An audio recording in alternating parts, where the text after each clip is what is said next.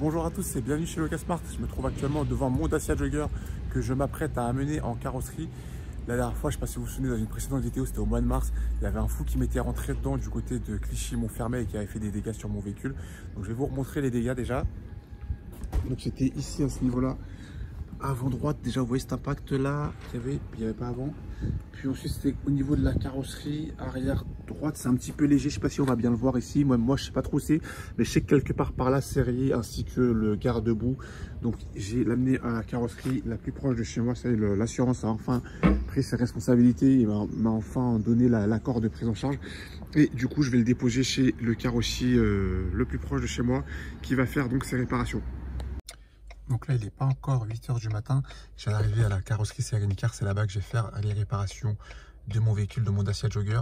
Mais là, comme vous pouvez constater, c'est pas encore ouvert. Donc là, je suis au niveau de la carrosserie Serencar. Ils ont pu me réparer du coup mon côté arrière droite qui était abîmé, la portière arrière droite qui était abîmée. Par contre, juste l'élargisseur ici, ils n'avaient pas la pièce. Renault n'a pas de délai. Du coup, ça, ils l'ont pas changé encore. Mais il faudra que je repasse prochainement pour changer la pièce quand Renault leur enverra la pièce. Juste par contre, j'avais demandé aussi à se réparer le pare-choc avant droite, mais selon eux, c'était pas dans le rapport d'expert. Donc ça, il faut que je revoie avec mon assurance afin que l'expert prenne en charge à sa charge pour ensuite repasser en même temps que quand je ferai l'élargisseur arrière droite et qu'il puisse me faire en même temps le pare-choc avant droite. Autre point, j'avais mes barres de toit que je pouvais pas remettre en position latérale comme ceci. Ça, ils ont pu me le faire. Ils ont mis une vis, je sais pas si c'est la vis originale, mais en tout cas une vis qui ressemble à la vis originale, c'est une vis cruciforme. Et donc du coup, je pourrais changer avec mon tournevis et remettre mes barres de toit en position comment dire, horizontale quand j'aurai besoin de mettre le coffre de toit, pardon. Je me trouve actuellement dans mon parking devant mon Dacia Jogger avec lequel je m'apprête à commencer ma journée de VTC. Il y a également avec moi le C4 Space Tourer qui est toujours en vente. D'ailleurs chez Locasmart, si jamais vous êtes intéressé, n'hésitez pas à m'envoyer un petit message, que ce soit ici sur YouTube ou sur Instagram en DM, et je vous renseignerai à propos de ce véhicule. Donc là, je vais aller me loguer sur les applications de VTC comme je le fais d'habitude, Uber et Bolt, avant de commencer ma journée de VTC. Avant cela, je voulais vous montrer un petit truc, un petit trophée que j'ai reçu. Donc j'ai reçu cette boîte de la part de YouTube. Qu'est-ce que c'est? On va l'ouvrir ensemble, je vais vous montrer des petits M&M's YouTube. Donc pour ceux qui disaient, qui se plaignaient des abonnements, du fait que je rende ma chaîne payante avec le système d'abonnement, tout ça, blablabla, qui disaient oui, mais tu es déjà payé par YouTube. Sachez que depuis que j'ai commencé, je n'ai pas touché un seul centime de YouTube. Et cette boîte-là, cette petite boîte-là que je viens de recevoir, c'est ma première rémunération de la part de YouTube. Donc moi, je suis pas payé en cacahuètes, mais je suis payé en M&M's pour l'instant. Et donc, je trouve ça normal de monétiser ma chaîne par rapport au travail que j'effectue pour vous, pour mes abonnés, pour tous ceux qui me regardent et qui profitent de ce contenu. Il y a toujours du contenu gratuit pour tout le monde, mais il y a aussi du contenu payant pour ceux qui en veulent un petit peu plus. Ah oui, autre point avant de commencer, il est actuellement 19 h 16. Là, je suis dans mon parking, je viens de me connecter sur les applications. Là, ça n'arrête pas de sonner d'ailleurs. Il y a pas mal de courses qui sonnent, donc je pense qu'il y a de l'activité ce soir. J'ai raté le bonus Uber qui était de 18 h à 19 h où c'était 6 € de bonus pour chaque course prise entre 18 h et 19 h. Malheureusement, j'étais chez le coiffeur, j'ai préféré me faire couper les cheveux. Donc c'est pas grave, je vais essayer de rattraper cela et on se dit à tout de suite pour la suite de la vidéo. Donc là, 19 h 18, je suis toujours dans mon parking, je viens d'accepter ma première course qui va m'amener dans le 12e arrondissement. Donc là, il est 19 h 45, je viens de terminer ma course sur Uber. Juste, j'ai un petit souci, j'ai l'alerte de crevaison qui s'est allumée à nouveau. Donc j'ai toujours cette crevaison lente sur mon véhicule qui est là.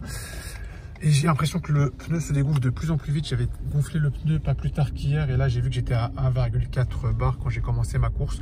Donc là j'ai mis l'adresse d'un Total et je vais aller regonfler mon pneu avant de reprendre ma soirée de VTC. Donc là je viens d'arriver au premier Total, malheureusement le gonfleur est en panne donc je vais changer d'endroit. Donc là je viens d'arriver au gonfleur, regardez-moi la pression des pneus, de base c'est 2,6. Donc là je vais regonfler jusqu'à 2,6 bar. Donc là c'est 19 h 59, je vais pouvoir reprendre. J'ai surgonflé mon pneu arrière gauche, je suis à 2,9 bar au lieu de 2,6 pour les autres. Comme je sais qu'il va se dégonfler assez vite, ça me permettra moi de tenir ma soirée. Heureusement pour moi, j'ai pris rendez-vous chez Dacia lundi matin. Il faut que je dépose le véhicule en matinée en espérant pouvoir le récupérer le soir et qu'ils aient pu régler ce problème de crevaison. Alors là, il est 20 h 38, je suis actuellement dans le 9e arrondissement, pardon, du côté de la gare Saint-Lazare. Je ne vous ai pas filmé, mais j'ai pris une course qui allait du 12e au 9e. Je ne vous ai pas filmé parce qu'il y avait la police. Donc là, je viens de finir cette course-là. Et j'ai accepté une autre course qui me fait partir du 9e toujours pour arriver dans le 3e. Donc là, je suis dans le 3e arrondissement du côté de Strasbourg-Saint-Denis. Je viens de terminer ma course et donc j'en ai accepté une autre qui va m'amener dans le 16e arrondissement du côté des Trocadéro. Donc là il est 21h52, je viens de terminer ma course au Trocadéro et je viens d'en accepter une autre qui va m'amener au 10e arrondissement. Donc là il est 22h33, je viens de terminer ma course qui m'a amené dans le 10e arrondissement, je suis pas très loin de mon parking. Et je viens d'accepter une nouvelle course qui va m'amener dans le 19e. Donc là il est 22h46, je me situe dans le 19e arrondissement, je viens de terminer ma course. Je suis pas très loin de chez moi donc je pense que je vais me faire une mini pause et je vais reprendre après. Donc il est 23h33, je viens de terminer ma pause, j'ai pu faire ce que j'avais à faire et je viens d'accepter une course sur Uber qui va me faire aller dans le 6e arrondissement. Donc là il est minuit 13, je suis dans le 6e arrondissement où je viens de déposer ma course. J'en ai accepté une autre dans la foulée qui va m'amener dans le 12e arrondissement. Donc là de minuit à 1h il y a un autre bonus Uber qui est de 3 € supplémentaires par course pour toutes les courses acceptées dans Paris Centre. C'est pour ça que j'ai pris cette course qui m'a amené dans le 6e afin d'être dans la zone du bonus quand celle-ci sera finie. Donc là j'ai pu bénéficier du bonus de 3 € pour la course que je viens de prendre. Donc là il est minuit 40, je me situe dans le 12e arrondissement, erreur de ma part, je ne suis pas dans la zone bleue concernée par le bonus, donc là je vais retourner en direction de cette zone bleue et je pense que je prendrai une dernière course qui me rapprochera soit de mon parking soit de chez moi pour finir ma journée. Donc là il est minuit 46, je viens d'accepter une dernière course qui n'est pas dans la zone bleue. Pourquoi? Parce qu'elle m'amène tout près de chez moi, elle m'amène du côté de Ménilmontant et donc du coup je vais charger mon passager puis après je terminerai ma journée en déposant ma voiture dans mon parking. Donc là il est 1h08, je me situe du côté de Ménilmontant, je termine ma course déjà. Je me situe du côté de Ménilmontant, donc je viens de terminer ma dernière course de la journée.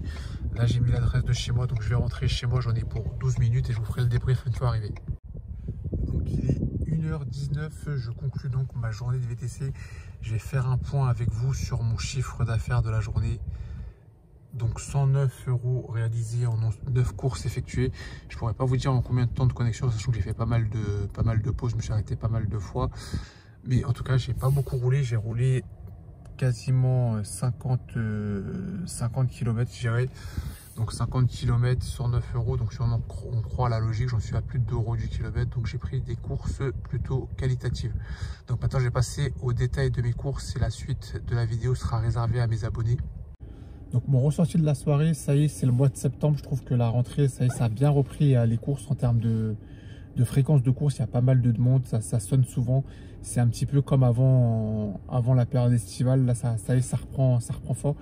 Le seul bémol, c'est que la circulation, elle aussi, a bien reprise. Moi, j'ai travaillé à partir de 19 h, donc là, ça y est, ça s'était calmé un petit peu le trafic sur Paris.